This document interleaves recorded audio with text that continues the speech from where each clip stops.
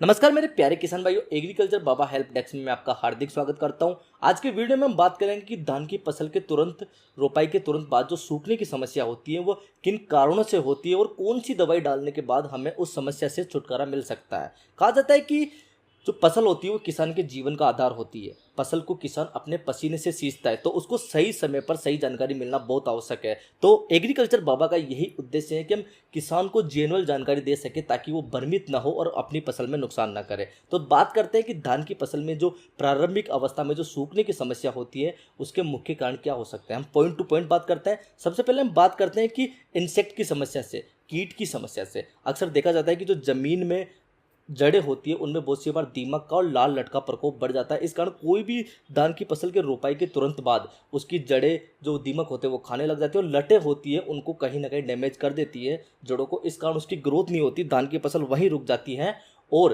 वो सूखने लग जाती है। इसकी जांच के लिए हम उसको जो धान का पौधा होता है जो सूखा उसको पूरे मिट्टी सहित बाहर निकाल लें और उसकी जड़ों के अच्छे से जांच करें कि इनमें दीमक है या लाल लट तो कहीं नहीं है। अगर ये समस्या दिखती है तो आप इसके उपचार के तौर पर, अगर आपको लाल लट की समस्या दिखती है तो आप इमीडा 70% जो दानेदार होती है नमकीन टाइप उसके घोल को बनाकर उसको किसी भी, जैसे कोई भी खाद होता है उसके साथ कोटेड करके आप जमीन में डाल सकते हो। उससे आपको लाल लट से छुटकारा मिल सकता है। इसके अलावा आप काटा आप ले सकते हो, रिजेंट ले सकते हो और क्लोरो लिक्विड को भी या फिर ग्रेन्युल फॉर्म को भी आप इसके लिए नीचे डाल सकते हो। इन सारी चीज़ों को आप नीचे डाल के इंसेक्ट से संबंधित जो समस्या होती है उससे छुटकारा पा सकते हो। दूसरी समस्या जो आप इसी प्रकार चेक कर सकते हो वो ये समस्या है कि अगर आपको जड़ों में कहीं कालापन लगता है, न कोई आपको इंसेक्ट की शिकायत दिखती है न जड़ों में कोई कटाव दिखता है, उसके बावजूद आपको काली काली जड़ें दिखती है और लगता है कि जड़ ग्रोथ नहीं हो रही, तो आप मेरे को सबसे बेस्ट लगा वो होता है एक तो कार्बनडाइजिम को जब, उसके सेकंड अगर आपको समस्या ज़्यादा दिखती है तो थाइफोनेट मिथाइल या फिर कैप्टान प्लस हेक्सा, इन तीनों में से किसी का भी जड़ गलन सड़न की जो समस्या होती है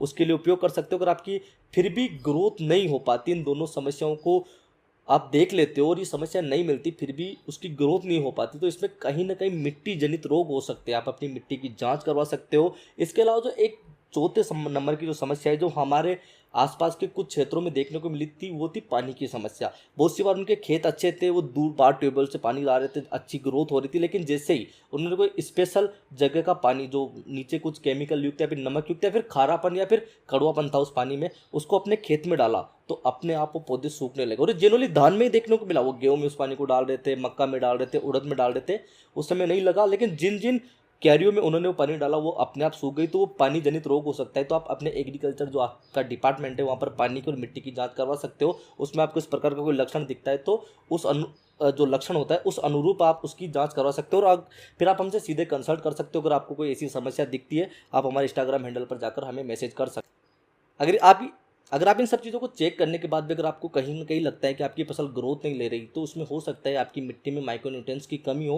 तो आप अच्छे सा कोई माइक्रोन्यूट्रिएंट्स अपनी ज़मीन के लिए जो आपको लगता है कि इसमें इस चीज़ की कमी है, आप ह्यूमिक एसिड ले सकते हो, ह्यूमिक फॉलिक ले सकते हो, उसके अलावा जिंक ले सकते हो और भी जो 6 एलिमेंट होते हैं उनको लेकर आप इंसेक्ट या फिर फंगस की जो दवाई आपको मेजरली लगती है जिसकी ज़रूरत है उसके साथ मिक्स करके डाल सकते हो। और फिर भी आपको लगता है कि आपकी फसल में कोई ना कोई कमी है जो आपको समझ में नहीं आ रही है तो आप एग्रीकल्चर डिपार्टमेंट में संपर्क कर सकते हो या फिर हमें सीधा इंस्टाग्राम हैंडल पर मैसेज कर सकते हो। आपकी सेवा में हम हमेशा तैयार है। जय हिंद।